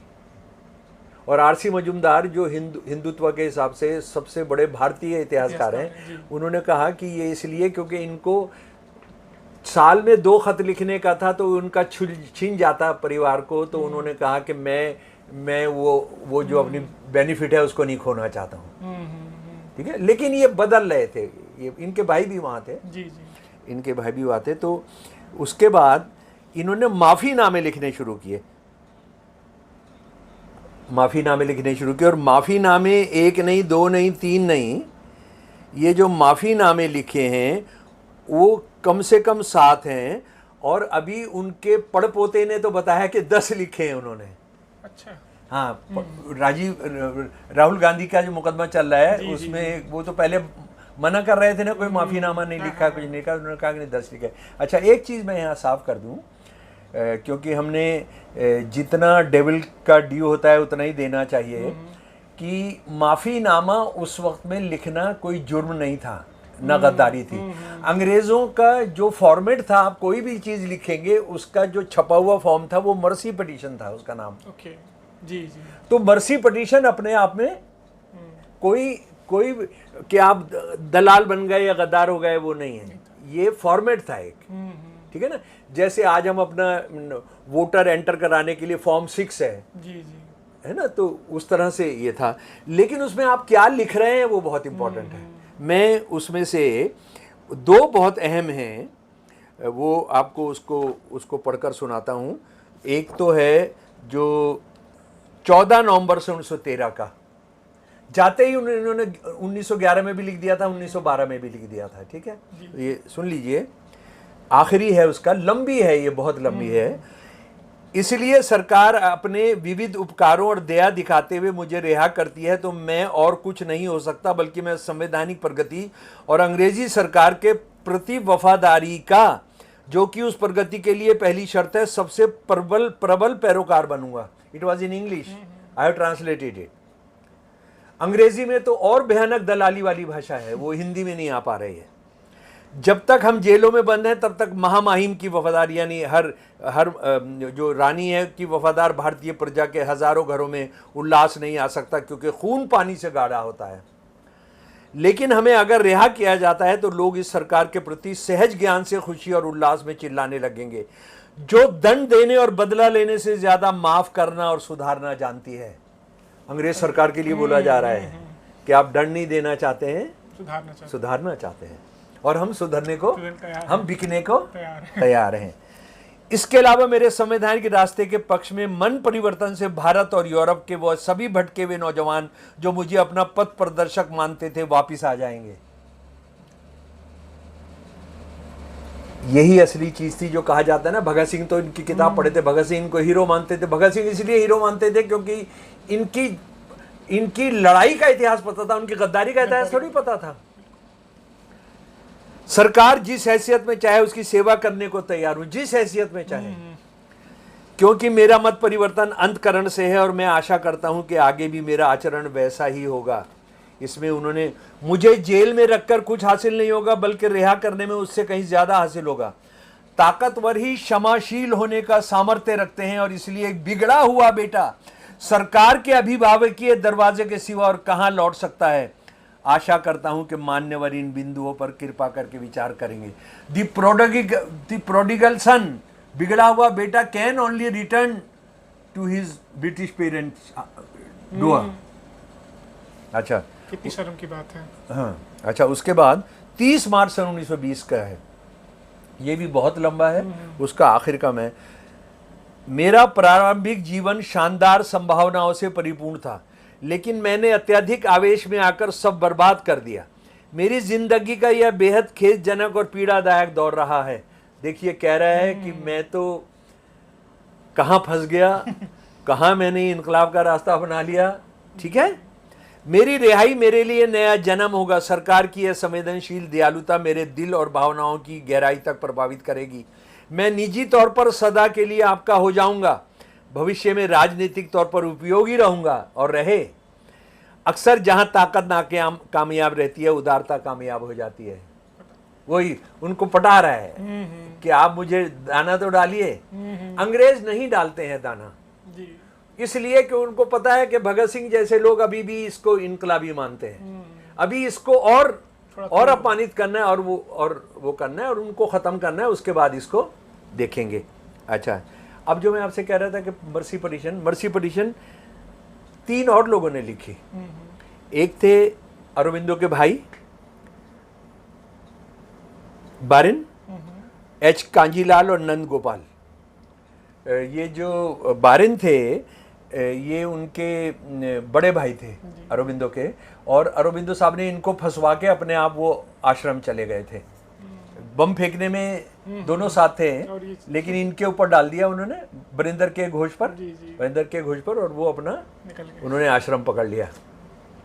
तो ये नंद गोपाल और एच के कांजीलाल ये बहुत इनकलाबी थे। इन्होंने अपने उसमें क्या लिखा, इन्होंने अपनी मर्सी पिटीशंस में लिखा कि हम इंसान हैं, हम पॉलिटिकल प्रिजनर्स हैं, हमको आप राइट्स दीजिए। आप क्रिश्चियंस पर कितना जुल्म हुआ, यानी ये प्रोटेस्टेंट थे ना इंग्लैंड के रहने वाले, देखिए कितनी जानकारी थी इनकी कि तुम प्रोटेस्टेंट पर कैथोलिक्स ने कितना जुल्म किया, लेकिन उसके बावजूद तुम जिंदा रहे, तो तुम हम पर एक धार्मिक जुल्म कर रहे हो, हमको हम हिंदुस्तानी जो हिंदू हैं उनको मार रहे हो, इससे नहीं चलेगा, हमको पॉलिटिकल राइट्स दो। ठीक है, ये मांग की उन्होंने, हम सरेंडर कर रहे हैं, हम मर गए, हम ये सब नहीं। अच्छा, अब उसके बाद जो लोग इनको वीर कहते हैं वो ये समझ लें कि इनको 50 साल की सजा हुई थी, लेकिन ये सिर्फ 9 साल और 10 महीने काला पानी में थे। जी, इसको याद रख लीजिए। 50 साल की उम्र में कितने थे वहां पर? 9 साल, मतलब उसमें 9 साल 9 साल 10 महीने हैं जी। उस जेल का नाम इसके नाम पर रख दिया गया है, और सैकड़ों शहीद हैं जिनके सारे नाम मैंने जमा किए हैं। ये 1857 में हैरत अंगेज दास्ताने, फांसी लगा ली, पागल हो गए, सरेंडर नहीं किया, सारी रात महीनों उनको नंगा करके खड़ा किया जाता था, उनको जबरदस्ती नली से दूध पिलाया जाता था, उनके फेफड़े में दूध चला जाता था। इसको कहते हैं मिल्क ड्राउनिंग। कितने शहीद हो गए, माने नहीं, पागल हो गए, और इस बंदे के नाम पर उन्होंने जेल का नाम ये। और ये जो कह रहा है मैं सेवा करूंगा, सेवा इसने की हिंदूत किताब लिखकर। हिंदूत किताब क्या है? हिंदूत किताब यह है कि हिंदू सबसे ऊंची नस्ल होती है, उसने सारी दुनिया पर राज करना है। मुसलमान ईसाई नहीं होते हैं, क्योंकि उनकी रगों के अंदर हिंदू बाप का खून नहीं है, या उनकी औरत जो है उसमें हिंदू पति का खून नहीं है, मतलब इतनी इस हद तक। लेकिन इस किताब की एक खास बात और क्या है, ये किताब बुनियादी तौर पर बुद्धिज्म के खिलाफ है। ये किताब ये कह रही है कि जैसे ही आप जातिवाद खत्म करोगे तो हिंदू धर्म खत्म हो गया। बुद्ध धर्म ने जो जातिवाद को खत्म किया, नुकसान पहुंचाया, उसकी वजह से हिंदू धर्म का भी विनाश हुआ। यानी जातिवाद और हिंदू धर्म दोनों एक साथ हैं। ठीक है जी। और ये बंदा, इस बंदे ने क्या क्या हरकतें की हैं ये जानते नहीं हैं। इसने मुस्लिम लीग के साथ मिलकर सरकारें चलाई। क्या ये देश जानता है? या हमारे जो इतिहासकार थे, जो बड़े प्रगतिशील इतिहासकार थे, उन्होंने देश को बताया कभी? इनके 1937 में हिंदू महासभा के अध्यक्ष बन जाते हैं। इनके जो 6 अध्यक्षीय भाषण है, 5 या 6, अगर उनको ही जमा करके इस देश को पढ़वा देते तो पता लग जाता कि सच्चाई क्या है। ये सच्चाई क्या है। 1942 क्विट इंडिया मूवमेंट, जब हमारे सारे देश में लड़ाई चल रही है, हजारों लोग मारे जा रहे हैं, लाखों गिरफ्तार हैं, सारे कांग्रेसी गिरफ्तार हैं, है ना, बम फोड़े जा रहे हैं, जय वंदे मातरम कहिए, तिरंगा लेकर निकलिए, फायरिंग में लोग मारे जा रहे हैं, और लोग भी पोस्ट ऑफिस को जला रहे हैं, रेलवे स्टेशन को जला रहे हैं, कर रहे हैं। उसमें सिर्फ दो जमातों को, 3 जमातों को पाबंदी नहीं लगाई गई, एक कम्युनिस्ट पार्टी को, एक मुस्लिम लीग को, और एक हिंदू महासभा को। कम्युनिस्ट पार्टी ने तो उसके लिए माफ़ी मांगी, अपनी माफ़ी मांगी कि हमने वो, हमारे इतिहास में हमने वो बहुत बड़ी गलती की। ये दोनों के दोनों मिल गए जी, दोनों के दोनों मिल गए, जो ये कह रहे हैं कि हम तो आरएसएस जो है वो मुस्लिम लीग से लड़ा, हिंदू महासभा वो श्यामा प्रसाद मुखर्जी लड़ा। ये इन्होंने क्या क्या किया वो खुराफात इनकी जान लीजिए कि इन्होंने कॉलिशन गवर्नमेंट चलाई मुस्लिम लीग के साथ मिलकर, बंगाल के अंदर, सिंध के अंदर और नॉर्थ वेस्टर्न फ्रंटियर के अंदर। बंगाल के अंदर तो यह है कि अभी पिछले हफ्ते मुझे बंगाल से किसी एक साहब ने मुझे एक बहुत बड़ा नोटिस, लीगल नोटिस, फांसी पे चढ़ा देंगे, ये कर देंगे, वो कर देंगे, ये मैंने सावरकर का उनको भेजा। ये सावरकर का अध्यक्षीय भाषण है, ये अध्यक्षीय भाषण उन्होंने भागलपुर की सभा में किया। व्यवहारिक राजनीति में भी हिंदू महासभा जानती है कि बुद्धि सम्मत समझौते के जरिए आगे बढ़ना चाहिए। यहाँ सिंध हिंदू महासभा ने निमंत्रण के बाद मुस्लिम लीग के साथ मिलीजुली सरकार चलाने की जिम्मेदारी ली। बंगाल का उदाहरण भी सबको पता है। उद्धन लीगी जिन्हें कांग्रेस अपनी तमाम आत्मसमर्पणशीलता के बावजूद खुश नहीं रख सकी। यानी ये मान रहा है कि मुस्लिम लीग के साथ कांग्रेस ने कोई साठगांठ नहीं की। हिंदू महासभा के साथ संपर्क में आने के बाद काफी तर्कसंगत समझौतों और सामाजिक व्यवहार के लिए तैयार हो गए और वहां की मिलीजुली सरकार मिस्टर फजलुल हक को प्रधानमंत्रित्व और महासभा के काबिल व माननीय नेता श्यामा प्रसाद मुखर्जी के नेतृत्व में दोनों समुदायों के फायदे के लिए 1 साल तक सफलतापूर्वक चली। यकीन करेगा कोई इस देश के अंदर आज? और इसमें उस जमाने में चीफ मिनिस्टर को प्रधानमंत्री, प्राइम मिनिस्टर कहते थे और डिप्टी को डिप्टी प्राइम मिनिस्टर कहते थे। कौन था deputy prime minister? Shyama Prasad Mukherjee. Shyama Prasad Mukherjee ji को क्या जिम्मेदारी थी? होम मिनिस्टर थे और उनको क्विट इंडिया मूवमेंट को दबाने का रोल था। इन्होंने जो चिट्ठियां लिखी हैं इंग्लैंड, ब्रिटेन गवर्नर को कि कांग्रेसी ये लोगों को भड़का रहे हैं कि अंग्रेजों का जो राज है वो हिंदुओं के फेवर का नहीं है, झूठ बोल रहे हैं, हम बता रहे हैं कि ये हिंदुओं के फेवर का है। ये चिट्ठियां हैं इसकी चिट्ठियां। अच्छा, इतना ही नहीं, जब सुभाष चंद्र बोस जी आजाद हिंद सेना बना रहे थे, ये क्या कर रहे थे? क्या आप यकीन करेंगे कि इन्होंने मुस्लिम लीग और इन्होंने मिलकर अंग्रेजी सेना में भर्ती के लिए कैंप लगाए। सावरकर ने कहा कि 100 कैंप लगाए, मुस्लिम लीग ने बताया 50 कैंप लगाए। और ये उन्होंने हिंदू महासभा के कानपुर अधिवेशन को संबोधित करते हुए जो भाषण किया वो आपके सामने रख रहा हूं। जहां तक भारत की रक्षा का प्रश्न है, हिंदुओं को बिना किसी झिझक के युद्ध में भारत सरकार की मदद के लिए हर तरह का सहयोग करना चाहिए, जब तक कि वह हिंदू हितों के अनुकूल हो। उन्हें ज्यादा से ज्यादा संख्या में थल सेना, नौसेना और वायुसेना में भर्ती होना चाहिए और आयुध, गोला बारूद और युद्ध सामग्री बनाने वाले कारखानों में काम करना चाहिए। ये ध्यान में रखा जाना चाहिए कि युद्ध में जापान के प्रवेश से हम पर ब्रिटेन के शत्रुओं के हमले का सीधा खतरा उत्पन्न हो गया है। इसलिए चाहे हम ये अच्छा लगे या बुरा, हमें युद्ध की विभीषिका से अपनी भूमि की रक्षा करनी होगी और ये केवल भारत की सुरक्षा के लिए सरकार द्वारा लड़े जा रहे युद्ध में सहायता करके किया जा सकता है। बताइए, इससे ज्यादा शर्मनाक कोई हो सकता है? और वो सच बता रहा था सावरकर कि आजाद हिंद सेना नॉर्थ ईस्ट से घुसेगी, त्रिपुरा से घुसेगी, असम से घुसेगी, मेघालय से घुसेगी। वहां पर अंग्रेजों ने क्या किया? ये जो मुस्लिम लीग और हिंदू महासभा ने सेना भर्ती की थी, हिंदू और मुसलमान भर्ती किए थे, इनको वहां लगाया और इन्होंने आजाद हिंद सेना के लोगों का कत्लेआम किया। उनके पास आजाद हिंद सेना के पास अच्छे हथियार नहीं थे और वो नीचे पर थे। ये अंग्रेज इधर से जो गए वो ऊंचे पर थे। ये हिंदू महासभा ने और मुस्लिम लीग ने मिलकर जो हिंदू और मुसलमान भर्ती कराए थे, उन्होंने कत्लेआम किया है। और ये सावरकर ने अंग्रेजों को बताया होगा कि इस इलाके में हम जाएंगे, क्योंकि उसने अंग्रेजों को, देखिए कह रहा है वो। इसीलिए चाहे हम ध्यान में रखा जाना चाहिए कि युद्ध में जापान के प्रवेश से हम पर ब्रिटेन के शत्रुओं के हमले का सीधा खतरा उत्पन्न हो गया है। ब्रिटेन के शत्रु कौन है? आईएनए, जापान के साथ मिलकर। अच्छा, उसके बाद जो हमारे जो अंग्रेज जो वहाँ का वाइसराय था, उसने एक डिफेंस काउंसिल बनाई। जिन्ना उसमें शामिल नहीं हुआ, हिंदू महासभा का जो डिप्टी था वो उसमें शामिल किया। ये शामिल सावरकर ने, इनका जो डिप्टी था सिन्हा, उसका नाम सिन्हा था। अच्छा, उसके बाद हम जब संविधान पर आएंगे तो इसकी दूसरी चीज लेंगे। लेकिन ये क्या ये देश जानता है कि ये जो बंदा है, ये इस बंदे ने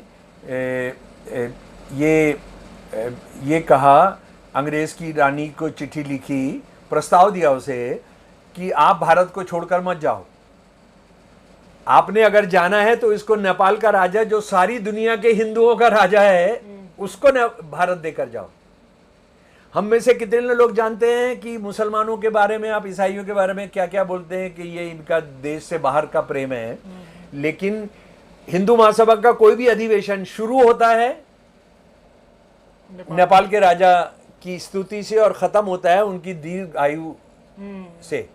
तो ये गद्दार जो थे, जिन्होंने देश के साथ गद्दारी की, जिन्होंने हिंदुओं के साथ क्योंकि ये कहना कि हिंदुओं के लिए हम अंग्रेजी सेना में जा रहे हैं, तो जैसे हिंदू अंग्रेजों से प्यार करते थे।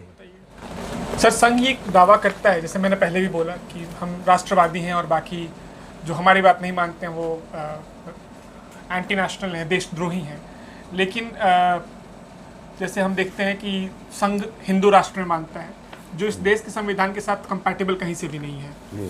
तो जैसा कि हम दस्तावेजों में देख रहे हैं, हमें ऐसा क्या मिलता है कि जिससे हमें पता चले कि संघ का क्या पोजीशन है संविधान को लेके?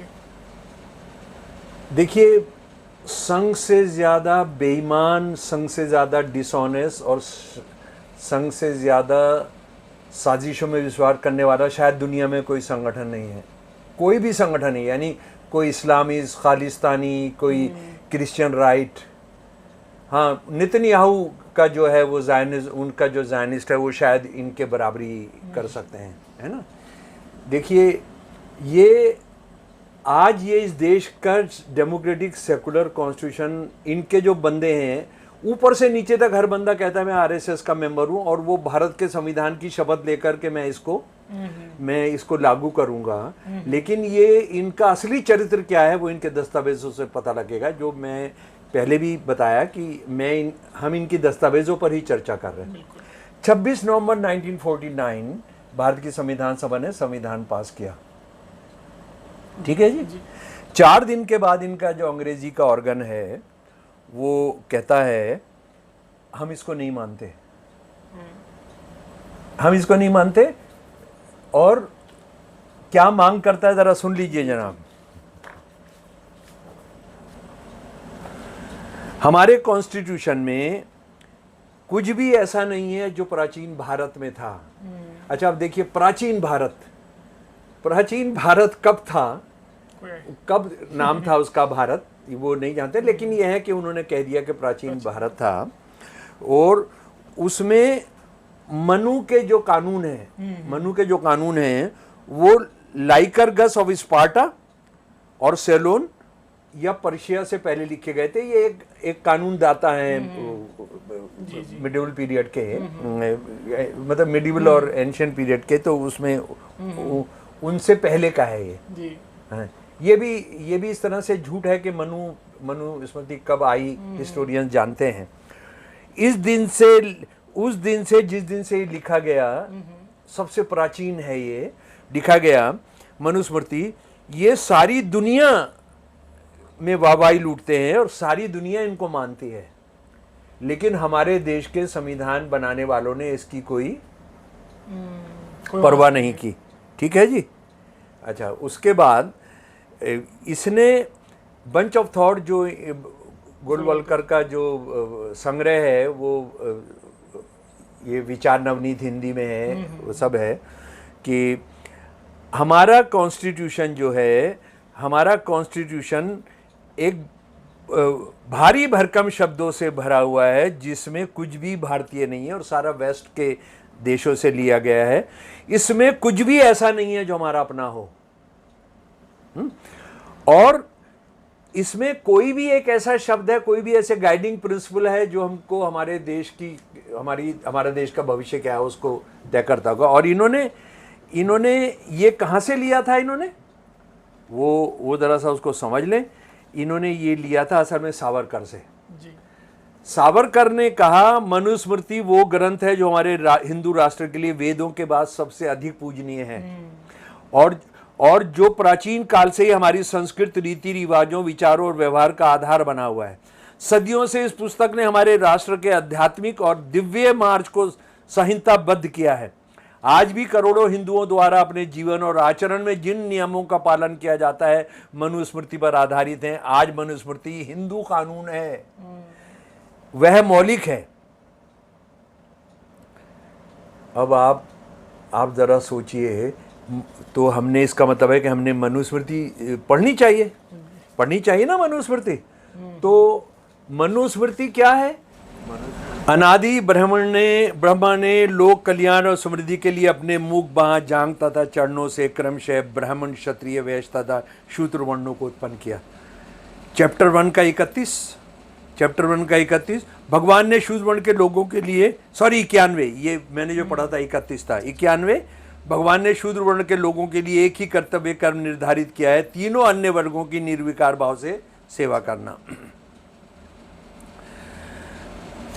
अगर शूद्र द्वारा अहंकारवश उपेक्षा से दुई जातियों के नाम एवं जाति उच्चारण करने पर उसको मुंह में 10 उंगली लोहे की जलती कील ठोक देनी चाहिए। यानी मान लीजिए मैं पंडित हूँ, मैं क्षत्रिय हूँ या मैं वैश्य हूँ, और आप पंडित हैं, क्षत्रिय वैश्य हैं, और मैं शूद्र हूँ, और मैंने कहा कि पंडित जी कमाल कर रहे हो आप हमारी पत्नी को ताक रहे हो, तो मैंने आपको बताया कि भाई ऐसे मत करिए, या कहे पंडित जी ये क्या कर रहे हो, पंडित जी लाइन क्यों तोड़ रहे हो, तो क्या होगा? राजा ने क्या करना है? आपको सजा देना है। आपके मुंह में 10 उंगली लोहे की जलती कील ठोक देनी चाहिए, और बहुत सारी जगह किया जा रहा है। उसके बाद अगर आपने धर्म उपदेश दे दिया किसी ब्राह्मण को, राजा को उसके मुंह और कान में गरम तेल डाल देना चाहिए। ये वो कह रहे हैं भारत का संविधान होगा, और इसको लागू करते हैं वो बहुत सारी जगह। यदि उच्च वर्ग के लोगों के साथ बैठने की इच्छा रखने वाले शूद्र की कमर को दाग करके उसे वहां से निकाल भगाना चाहिए, तथा उसके नितंब को इस तरह से कटवा देना चाहिए जिससे वो न मरे न जिए। ऐसा किया गया है बहुत सारी जगह। वो जाके बैठ गए मंदिर में या कहीं पर बैठ गए साथ में, तो आपने उनको जान से मारा है। ये इतिहास की बात नहीं है।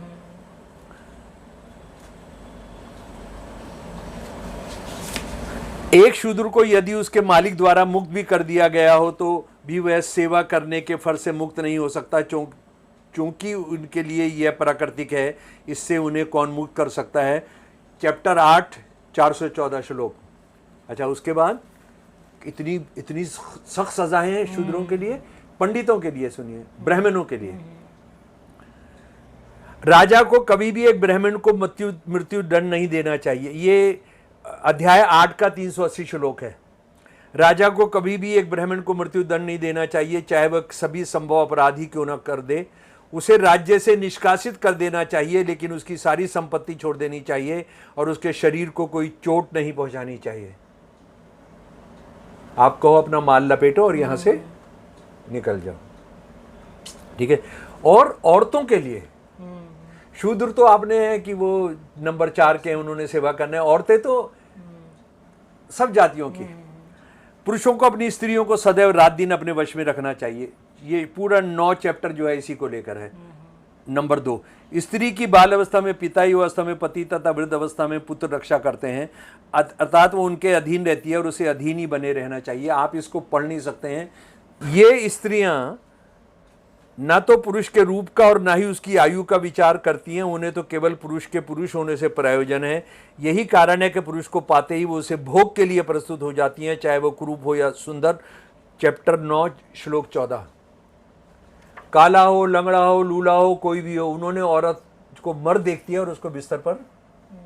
आप बताइए, ये इस देश के अंदर ये जिंदा हैं, ये सब बात करने वाले, इस संविधान की बात करने वाले, ये सब लोग हैं। और ये जो बंदे हैं, ये जो सावरकर ने एक वक्त में ये कर दिया कि मैं जो दलित हैं, दलित जो हैं वो जो बहुजन हैं, शूद्र हैं, उनके लिए उसने खाने पीने शुरू कराया, उसने उनके बस्ते में जाना शुरू किया। लेकिन उसने सनातन धर्म जो संगठन था उसको कहा कि मैं जो है इसको ये जो सनातन धर्म के नियम है उससे बाहर जाकर नहीं करूंगा। ये भी अंडरटेकिंग दे दी उसने। अच्छा, इतना ही नहीं, उसके बाद तिरंगे झंडे के बारे में इनकी क्या राय है, जरा सा वो भी आप सुन लीजिए मेरे प्यारे दोस्तों। तिरंगे झंडे के बारे में 14 अगस्त 1947 को पूर्व संध्या है देश की आजादी का। सारा देश तिरंगे झंडे जिसके लिए मारे जाते थे उसको फहरा रहे हैं, कर रहे हैं। बहुत खराब समय है, लाखों लोग मारे गए हैं, दसियों हजार बच्चियों को रेप किया गया है पार्टीशन की वजह से, दुख का माहौल है, फिर भी जश्न मना रहे हैं। ये क्या लिख रहा है ऑर्गेनाइजर में, जरा सुन लीजिए।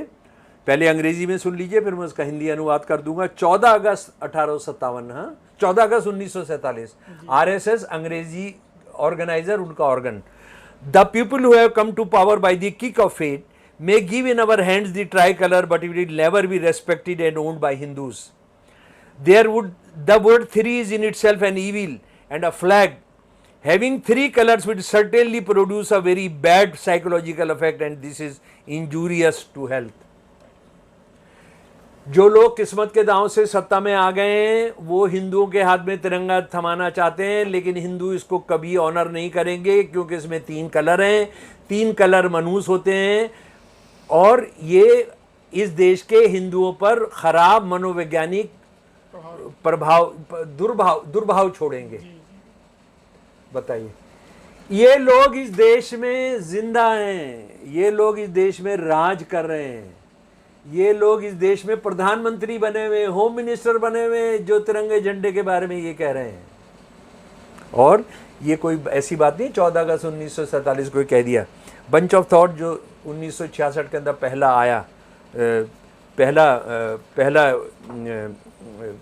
उनका संस्करण आया, हमारे देश के नेताओं ने एक नया फ्लैग किया है। वो उन्होंने क्यों किया ऐसे? सिर्फ भटकने की वजह से।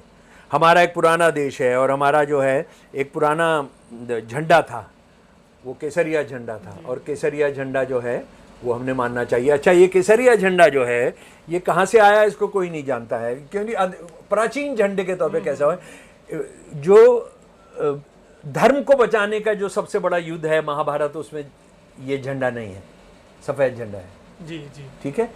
संविधान सभा ने जो 15 दिन से ज्यादा हमारे फ्लैग को डिस्कशन किया, उसमें कहीं पर भी के इतिहास में कोई केसरिया झंडा था ऐसा कोई भी सवाल नहीं है। अच्छा, फिर उसके बाद इन लोगों की क्या इनका कहना है, यानी सावरकर ने तो कहा ही कि 2 नेशन थियरी है।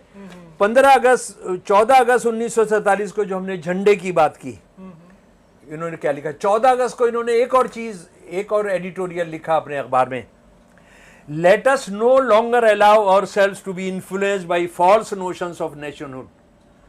Much of the mental confusion and the present and future troubles can be removed by the ready recognition of this simple fact that in Hindustan only the Hindus form the nation, and the national structure must be built on that safe and sound foundation. The nation itself must be built up of Hindus on Hindu traditions, cultures, ideas and aspirations. मैं उसका हिंदुस्तानी तर्जुमा आपको कर देता हूँ। हमको इस गलत फहमी का शिकार नहीं होना चाहिए जो आज गलत विचार हैं नेशनहुड के। हमारे दिमाग का बहुत सारा मेंटल कंफ्यूजन और आज की बहुत सारी परेशानियां खत्म हो सकती हैं अगर हम इसको जरा सी बात को समझ लें कि ये जो हिंदुस्तान है ये हिंदू नेशन है, इसका हिंदू स्ट्रक्चर है, ये हिंदू धर्म की ही सेफ और मजबूत फाउंडेशन पर टिका हुआ है। ये नेशन सिर्फ हिंदुओं के द्वारा, हिंदुओं के विचारों पर, हिंदुओं के कल्चर पर, हिंदुओं की मान्यताओं पर खड़ा रहना चाहिए। 14 अगस्त 1947 को जिस दिन सारा देश शपथ ले रहा है, नया एक देश निकल कर आ रहा है, डेमोक्रेटिक सेकुलर, बाबा साहब के नेतृत्व में जो बनाया गया, उस दिन ये देखिए क्या कह रहे हैं, और ये आज तक इसी में विश्वास करते हैं। हिंदुत्व का मतलब ही यह है कि हमने जो है हम उसको हिंदू राष्ट्र बनाएंगे। ठीक है जी। उसके बाद दूसरी चीज देखिए कि इन्होंने गांधी जी के साथ क्या किया। इन्होंने ये आज गांधी जी की मूर्ति लगाते हैं, गांधी जी के साथ इन्होंने जो किया उसमें किसी और बात की, किसी और दूर जाने की ज़रूरत नहीं, किसी और दस्तावेज की ज़रूरत नहीं है। वो हमें सरदार पटेल ने जो एक खत लिखा जी गोलवलकर को, गांधी जी की 31 जनवरी को इन्होंने हत्या की जी, और हत्या का आरएसएस वाले आज भी कहते हैं कि श्री कृष्ण जी गॉडसे के रूप में आए और उन्होंने गांधी का वध किया। वो सारी किताबें जो आरएसएस में बिकती हैं वो यहाँ पर मेरे पास रखी हैं मेरे प्यारे दोस्तों। हाँ? वो इतनी शर्मनाक हैं कि आप उनको, और बिक रही हैं, हजारों की तादाद में आरएसएस के लोग बेच रहे हैं। ये क्या है, जरा सुन लीजिए। हुआ क्या कि सरदार जो हैं, सरदार बराबर चिट्ठी लिख रहे हैं, ये सरदार को चिट्ठी लिख रहे हैं, नेहरू को चिट्ठी लिख रहे हैं, वो जवाब नहीं दे रहे हैं, और सरदार के मंत्रालय ने इन पर पाबंदी लगाई है। और ये सरदार ने 11 सितंबर 1948 को गोलवालकर को जो खत लिखा, ये बोलते हैं ना हमारा तो गांधी जी की हत्या से कोई ताल्लुक नहीं, हम तो उनको पूछते हैं। ये चिट्ठी सुन लीजिए। हिंदुओं का संगठन करना, उनकी सहायता करना एक प्रश्न है, पर उनकी मुसीबतों का बदला निहत्ते व लाचार औरतों, बच्चों व आदमियों से लेना दूसरा प्रश्न है। इनकी सारी तकरीरें सांप्रदायिक विष से भरी थीं। हिंदुओं में जोश पैदा करना व उनकी रक्षा के प्रबंध करने के लिए आवश्यक न था कि वह जहर फैले। इस जहर का फल अंत में यही हुआ कि गांधी जी की अमूल्य जान की कुर्बानी देश को सहनी पड़ी, और सरकार व जनता की सहानुभूति जरा भी आरएसएस के साथ न रही, बल्कि उनके खिलाफ हो गई। उनकी मृत्यु पर आरएसएस वालों ने जो हर्ष प्रकट किया था और मिठाई बांटी, उससे ये विरोध और भी बढ़ गया। अच्छा, अब देखिए, ये चिट्ठी बहुत ऐतिहासिक है। एक तो बात यह है कि मासूम मुसलमान औरतों, बच्चों को और मर्दों को आपने कत्ल किया। उन्होंने नाम नहीं दिया, लेकिन हिंदुओं का संगठन करना, उनकी सहायता करना एक प्रश्न है, पर उनकी मुसीबतों का बदला निहत्ते और लाचार औरतों, बच्चियों और आदमियों से लेना दूसरा प्रश्न है। सीधा कह रहे हैं कि तुमने मुसलमानों का कत्लेआम किया है। दूसरी बात वो कह रहे हैं तुमने मिठाई बांटी है, और तुमने ऐसा माहौल पैदा किया कि उसमें ये सब हुआ। अच्छा, एक और चीज़ मेरे दोस्तों, आरएसएस से संबंधित जो हमको ज़रूर जाननी है कि ये जो आरएसएस है वो षड्यंत्रों में विश्वास करता है। अगर षड्यंत्र और आरएसएस एक दूसरे के पर्यायवाची हैं, और उसका सबूत कहीं दूर नहीं जाना है। ये उन्होंने किताब गायब कर दी। ये किताब है परम वैभव के पथ पर, मेरे पास है। ये सिर्फ सारी लाइब्रेरी से गायब कर दी, सब जगह लाइब्रेरी से चोरी करवा दी उन्होंने। ये सब जगह से 2 एडिशन छापे अटल बिहारी वाजपेयी के ज़माने में। इसमें उन्होंने बताया कि कैसे कैसे हम गुप्त तरीके से संगठन बनाते हैं। हाँ? और उसका मैं आपको बताता हूँ मेरे प्यारे दोस्तों। इस किताब का नाम है परम वैभव के पथ पर, और इसको लिखा आरएसएस के बहुत बड़े कैडर हैं, और उनका नाम है सप्रे। तो वो उनकी ये किताब है, और ये अभी गायब है जैसे मैंने आपको बताया। ये 1997-98 के अंदर छपी। इसमें लिखा है स्वयं सेवक जितने प्रकार के कार्य करते हैं उनके परिचय के बिना संघ का कार्य अपूर्ण है। इस बात को ध्यान में रखते हुए स्वयं सेवकों द्वारा किए जा रहे विविध कार्यों की संक्षिप्त जानकारी इस पुस्तक में प्रस्तुत करने का प्रयास किया गया है। पहली बार आरएसएस ने खुले तौर पर माना कि उसके ये 40 संगठन हैं।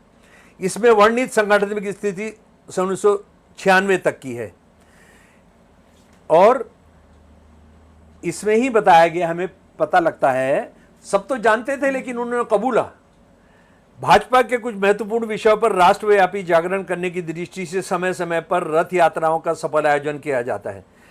दिल्ली की मुस्लिम लीग का विश्वास संपादन करके उनके षड्यंत्रों का पता लगाने के लिए सभी सेवकों ने मुसलमान मजहब स्वीकार किया था, स्वीकार करने का ढोंग रचा था। ये नौजवान पंडित नेहरू और सरदार पटेल को साजिश की जानकारी न देते तो शायद भारत सरकार का अस्तित्व ही नहीं रहता। अच्छा, उसके बाद ये बंदा ये भी बता रहा है कि हमने बहुत सारे मोर्चे बनाए हैं जिनकी कोई सदस्यता नहीं है, कोई मेंबरशिप नहीं है, कोई रिकॉर्ड नहीं है। वो तो आरएसएस का भी मेंबरशिप नहीं होती है। और वो ये बता रहे हैं कि हमने मुसलमान धर्म कबूल करवा लिया था, दाढ़ी बना दी। यहाँ की एक बहुत मशहूर सांप्रदायिकता से लड़ने वाली थी सुभद्रा जोशी, सांप्रदायिकता विरोधी समिति, उनकी लाइब्रेरी में आपको जाना चाहिए, सीपीएम के दफ्तर के बराबर में है। उसमें उन्होंने कहा कि खतने तक करा लिए थे, मुसलमानों का जो खतना होता है ना वो तक करा लिए थे। और ये क्या कर रहे थे काम, इसका भंडाफोड़ किया राजेंद्र प्रसाद जी ने। राजेंद्र प्रसाद जी ने 14 मार्च 1948 को सरदार पटेल को खत लिखा, तब वो राष्ट्रपति नहीं बने थे। मुझे पता लगा है कि आरएसएस के लोग दंगे कराने की कोशिश कर रहे हैं। उन्हें एक अच्छी खासी संख्या में पुरुषों को मुसलमानी पोशाक पहनाई जो मुसलमानों की तरह दिखते हैं। ये हिंदुओं पर हमला करेंगे जिससे झगड़ा होगा और हिंदू भड़क जाएंगे। इसी तरह से उनके बीच के कुछ हिंदू मुसलमानों पर हमला करेंगे और उनको भड़काएंगे। हिंदू मुसलमानों के बीच में झगड़े कराने का उद्देश्य बड़ी आग लगाना है। यानी क्या किया इन्होंने, मुसलमान ड्रेस पहनवाया और हिंदू और मुसलमान ड्रेस, और उधर हिंदू ड्रेस भी पहनवाया और दोनों तरफ से हमला कराया। कौन कह रहा है? शमसुल इस्लाम नहीं कह रहा है, सईद अहमद नहीं कह रही है, कौन कह रहा है? राजेंद्र प्रसाद कह रहे हैं और सरदार पटेल को लिख रहे हैं। एक और चीज जो ये कहते हैं कि हमारा राजनीति से कोई संबंध नहीं है, राजनीति इसमें जो 30 संगठन है, 40 संगठन है, उसमें सबसे लंबा जो है इसको दिया है भारतीय जनता पार्टी का, 4 पेज है। और इससे पहले हमने भारतीय जनसंघ बनाई थी और इन्होंने ये तक कहा है कि हम गुप्त ऑर्गेनाइजेशंस बनाते हैं, जो मैंने आपको बताया था। और राजनीति में कितना दखल देते हैं। सन 1960 5 मार्च को इंदौर में भाषण कर रहा है गोलवलकर, ये गुरु ऑफ हेट भी कहते हैं, प्रोफेसर रामचंद्र गोवा जो है इसको गुरु ऑफ हेट भी कहते हैं। हमें ये भी मालूम है कि अपने कुछ स्वयं सेवक राजनीति में काम करते हैं। सुन लीजिए इसको गौर से कि हम तो राजनीतिक संगठन ही नहीं है, हमारा राजनीति से कोई लेना देना नहीं है। वहाँ उन्हें उस कार्य की आवश्यकताओं के अनुरूप जल से जुलूस आदि करने पड़ते हैं, नारे लगाने होते हैं। इन सब बातों का हमारे काम में कोई स्थान नहीं है, परंतु नाटक के पात्र के समान जो भूमिका ली उसकी योग्यता से निर्वाह तो करना ही चाहिए। पर उस नट की भूमिका से आगे बढ़कर काम करते करते कभी कभी लोगों के मन में उसका अभिनिवेश उत्पन्न हो जाता है, यहाँ तक कि फिर इस कार्य में आने के लिए अपात्र सिद्ध हो जाते हैं। ये तो ठीक नहीं है। नट है, नट की तरह से आपने करना है। और उसके बाद ये 16 मार्च 1954 को जब जनसंघ बन चुकी है, यदि हमने कहा कि हम संगठन के अंग हैं, यानी हम पॉलिटिकल पार्टी के अंग हैं, हम उसका अनुशासन मानते हैं, तो फिर सिलेक्टिवनेस का जीवन में कोई स्थान ना हो। जो कहा वही करना, कबड्डी कहा तो कबड्डी, बैठक कहा तो बैठक। जैसे अपने कुछ मित्रों से कहा कि राजनीति में जाकर काम करो, तो उसके अर्थ ये नहीं कि उनमें उसके लिए बड़ी रुचि या प्रेरणा है। वो राजनीतिक कार्य के लिए इस प्रकार नहीं तड़पते जैसा बिना पानी की मछली। यदि उन्हें राजनीति से वापस आने को कहा जाए तो भी उनमें कोई आपत्ति नहीं। आरएसएस का ये दावा है और जिसका बहुत लोग शिकार हुए हैं कि आरएसएस हिंदुओं के लिए काम कर रहा है। उन्होंने खुद कहा है कि हम तो हिंदुओं के लिए काम कर रहे हैं, हम तो इस देश के लिए और लोगों के लिए काम करते नहीं। अगर ये देश हिंदुओं का हो और हिंदुओं का होना चाहिए तो वही हम बनाने में लगे। उनके जो शपथ है, उनकी जो प्रतिज्ञा है, वो सारे के सारे जो हैं वो उसी के लिए हिंदू राष्ट्र बनाना है और सारी दुनिया में बनाना है। हिंदुओं का राज्य जो आरएसएस की जो सबसे बड़ी एक बाइबल है, जो we are our nation define Golwalkar की और सावरकर की हिंदुत्व, दोनों का खात्मा होता है कि हिंदू सारी दुनिया पर राज करते थे और हिंदू सारी दुनिया पर राज करेंगे जी। है ना। अभी तो फिलहाल हिंदू जो है राम मंदिर का पैसा चुरा रहे हैं, हाँ, तो वो जो है, लेकिन वो जो है राज करेंगे। उस किताब, ये दोनों किताबें एंड होती हैं और बंच ऑफ थॉट्स में और ये सारे इनके लिटरेचर में यही सब भरा पड़ा है। हाँ, और यहीं से अरबिंदो ने भी यही सीखा कि सारी दुनिया पर हिंदू राज करेंगे, सनातन धर्म राज करेगा। तो ये इनका हिंदुओं के बारे में क्या है वो जानना बहुत ज़्यादा ज़रूरी है, क्योंकि मैं ये 40 साल से ये सवाल इस्लामिस्ट से भी पूछ रहा हूँ, जो इस्लामिज़्म लाना चाहते हैं, मुस्लिम लीग है, उससे भी मैं पूछ रहा हूँ कि तुम्हारा मुसलमानों के बारे में क्या एजेंडा है। और यहाँ क्योंकि देश में इनका राज है तो ये पूछना बहुत ज़्यादा ज़रूरी है। उसके 3-4 उदाहरण मैं इनके दस्तावेज़ों से आपको दे रहा हूँ। आरएसएस का मर्दों का संगठन है राष्ट्रीय स्वयंसेवक संघ, यानी वॉलंटियर्स, राष्ट्र के राष्ट्रीय Swayamsevak Sangh, national voluntary core, स्वयंसेवक हैं, जी जी, है ना। और ये जो शपथ लेते हैं, ये शपथ लेते हैं कि हमने भारत माता के लिए काम करना है, भारत माता के लिए समर्पित करना है, सब करना है। वो आप आरएसएस का जो प्रेयर है सुबह की उसको पढ़ लीजिए। वो भारत को बचाना है। बाबा साहब का जो संविधान है, बाबा साहब के नेतृत्व में जो बना, सबने मिलकर बनाया, उसको बचाना है, वो नहीं है। हिंदू राष्ट्र बनाना है, हिंदू धरती है ये, जी, है ना। तो अब यहाँ पर अगर हिंदू धरती है तो आपके कहने का मतलब ये है कि मुसलमान, सिख, ईसाई भी हिंदू हैं, तो आप कह रहे हैं हिंदू हैं, तो फिर इनको आप शाखा में क्यों नहीं आने देते हैं? अगर आप ये कह रहे हैं सभी हिंदू हैं इस देश में जो भी रहते हैं, लेकिन आप जानते हैं हिंदू की परिभाषा, आप बेईमानी कर रहे हैं। आप हिंदू का मतलब है संस्कृत होनी चाहिए, ऊंची जाति का होना चाहिए, उसके बाद उसने जो है उसका होली लैंड, फादरलैंड, ये सब होना चाहिए। हालांकि मोदी जी अभी कुछ नया भी कहकर आए हैं कि हिंदुस्तानियों का फादरलैंड इजराइल होता है ना, इजराइल होता है, और मदरलैंड यहाँ पर होता है। मतलब क्या क्या सड़ांध आरएसएस ने इनके दिमाग में भरी है। तो वो हिंदू के लिए करते हैं, ठीक है जी। जी, लेकिन सन 1936 में इन्होंने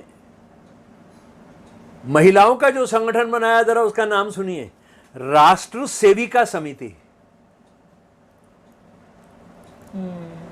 हिंदू औरत क्या है? सेविका। लड़के मर्द जो हैं वो क्या है? स्वयंसेवक, वॉलंटियर्स। अच्छा, बात यहीं पर इतनी शर्मनाक बात नहीं है। और आप ये जानते हैं शशि के ये सारी हिंदू औरतें आती हैं, इसमें मुसलमान औरतें नहीं आती हैं। और यहाँ पर फिर मैं आपको ये भी बात बताना चाहता हूँ कि मनुस्मृति जिसको ये लागू करना चाहते हैं इस देश में, वो मुसलमान ईसाइयों के खिलाफ नहीं है, वो सिखों के खिलाफ नहीं है, वो किसके खिलाफ है? हिंदुओं के खिलाफ, दलितों के खिलाफ, हिंदुओं के खिलाफ है। दुनिया में एकमात्र संगठन आरएसएस है जो अपने धर्म के जानने वालों को भी जानवर के बराबर भी अधिकार नहीं देता है। दुनिया का एकमात्र संगठन है। इस्लामिस्ट बहुत बराबरी की बात करते हैं, बहुत जुल्म करते हैं, लेकिन फिर भी ये कहते हैं सारे मुसलमान एक हैं। आप जो सारे हिंदुओं के बारे में जो आप कह रहे हैं, उसके बाद जो आपके सदस्य हैं आरएसएस में आ गए, आपने सेविका का मतलब क्या होता है? सेविका का मतलब घर की नौकरानी। और राष्ट्र वो नेशनल है, और ये पूरे राष्ट्र की सेविकाएं हैं। इनसे किसी ने सवाल नहीं पूछा, क्योंकि कोई जानता ही नहीं कि ये कितने क्रिमिनल हैं। अच्छा, इन औरतों ने क्या शपथ लेनी है? इन औरतों ने एक शपथ लेनी है जो लड़कों ने नहीं लेनी है।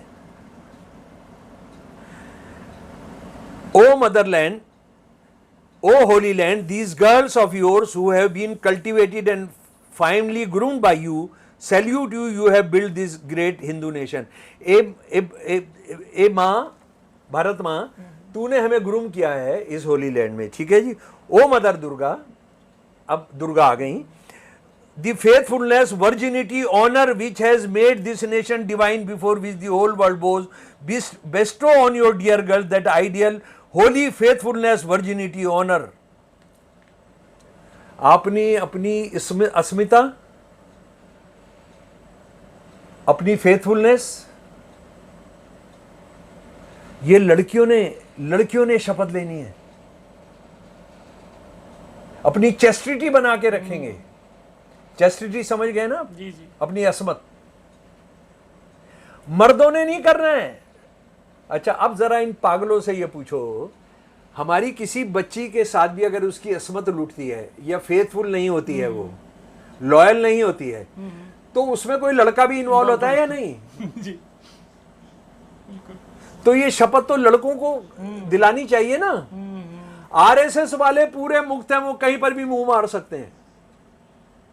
लड़कियां जो हैं उनको बचा कर। अच्छा, और ये सीधा का सीधा मनुस्मृति से जुड़ा हुआ है कि लड़कियां जो है मर्द को देखते। आपने सोचा होगा ना कि ये पागलपन की बात कैसे लिख रहे हैं? ये लिख रहे हैं मनुस्मृति से कि औरत जो है मर्द को देखते ही बिस्तर पर जाने को तैयार होती है।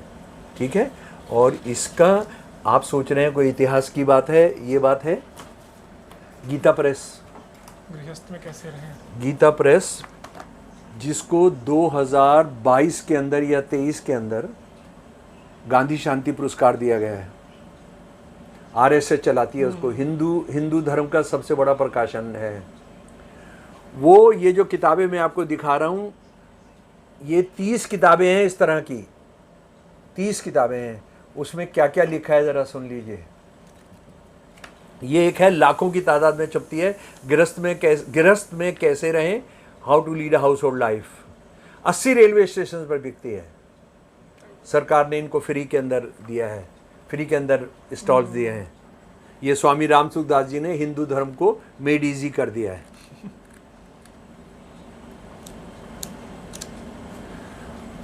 प्रश्न, पति मारपीट करे, दुख दे तो पत्नी को क्या करना चाहिए? उत्तर, पत्नी को तो यही समझना चाहिए कि मेरे पूर्व जन्म का कोई बदला है, ऋण है जो इस रूप में चुकाया जा रहा है। किसके बारे में कह रहे हैं स्वामी जी?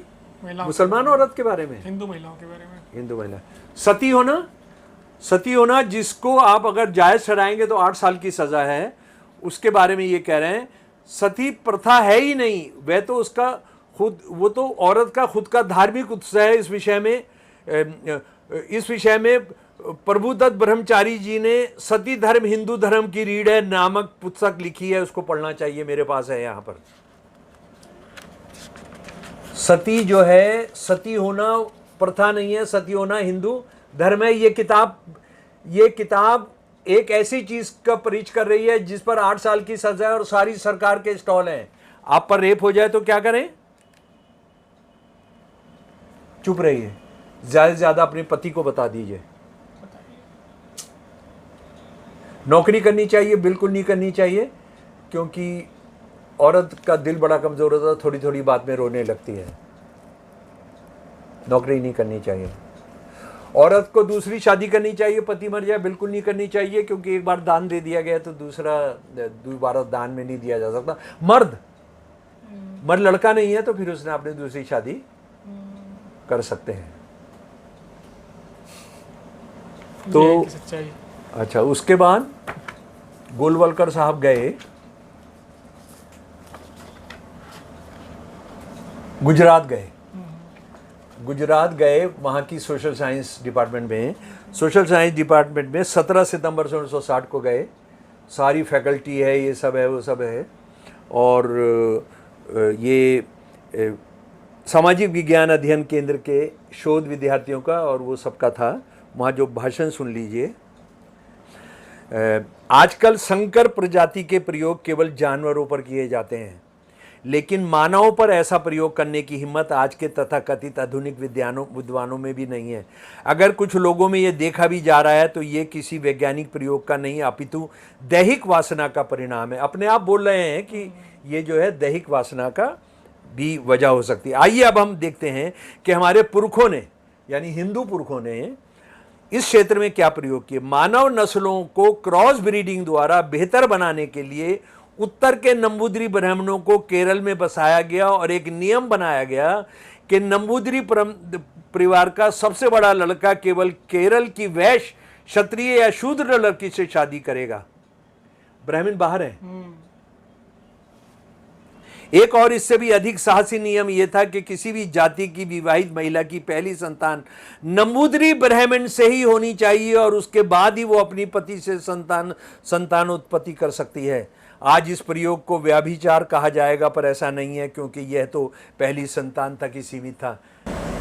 जब आरएसएस के लोग अपनी औरतों के साथ, अपने हिंदू औरतों के साथ क्या कर रहे हैं पूरे दक्षिण भारत को, वो ये क्यों कह रहे हैं? क्योंकि काले होते हैं वो, गोरा करने के लिए।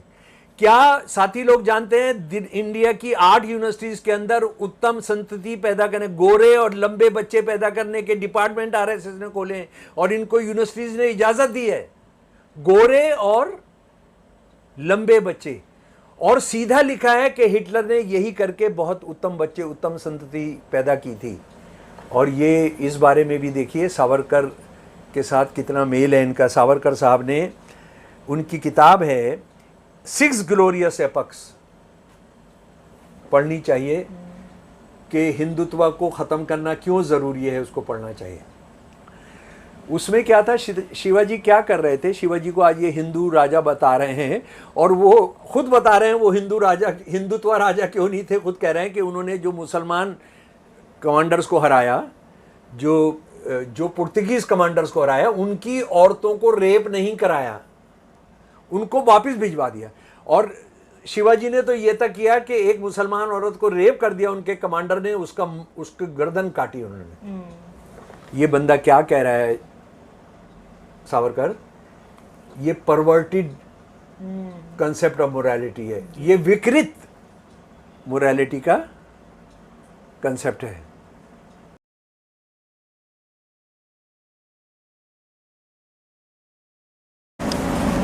दोस्तों, ये निशांत का एक गीत है जो धार्मिक हिंसा के ख़िलाफ़ है, लोगों की एकता के लिए है। ये हमारे एक बहुत करीबी साथी बलदेव सिंह मान को जो धार्मिक जो कट्टर थी खालिस्तानियों ने उनको शहीद किया था, उसके बाद ये साथी ब्रिजमोहन ने गीत लिखा था। और ये आज जो भी धार्मिक हिंसा का शिकार होते हैं उनको हम शहीद मानते हैं और ये तराना बन गया है हमारे देश का।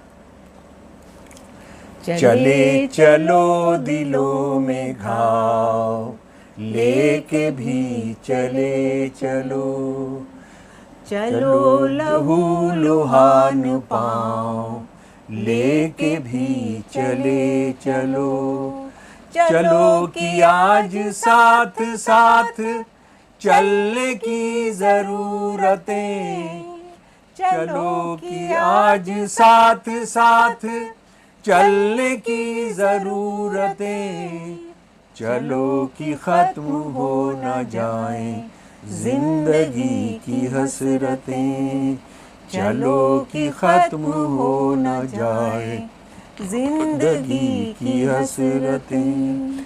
ज़मीन ख्वाब ज़िंदगी यकीन सबको बांट कर, वो चाहते हैं बेबसी में आदमी झुकाए सर, वो चाहते हैं जिंदगी हो रोशनी से बेखबर, वो एक एक करके अब जला रहे हैं हर शहर, जले हुए घरों के ख्वाब लेके भी चले चलो, चलो लहू लुहान पाँव लेके भी चले चलो। वो चाहते हैं बांटना ये जिंदगी के काफिले, वो चाहते हैं बांटना ये जिंदगी के वलवले, वो चाहते हैं खत्म हो उम्मीद के ये सिलसिले, वो चाहते हैं गिर सके ना लूट के ये सब किले। सवाल ही है अब जवाब लेके भी चले चलो, चलो लहू लुहान पाँव लेके भी चले चलो। वो चाहते हैं जातियों की बोलियों की फूट हो, वो चाहते हैं धर्म को तबाहियों की छूट हो, वो चाहते हैं जिंदगी में हो फरेब झूठ हो, वो चाहते हैं जिस तरह भी हो मगर ये लूट हो। सिरों पे जो बची है छाँव लेके भी चले चलो, चले चलो दिलों में घाव लेके भी चले चलो, चलो कि आज साथ साथ चलने की ज़रूरतें, चलो कि आज साथ साथ चलने की ज़रूरतें, चलो कि ख़त्म हो न जाएं ज़िंदगी की हसरतें, चलो कि ख़त्म हो न जाएं ज़िंदगी की हसरतें।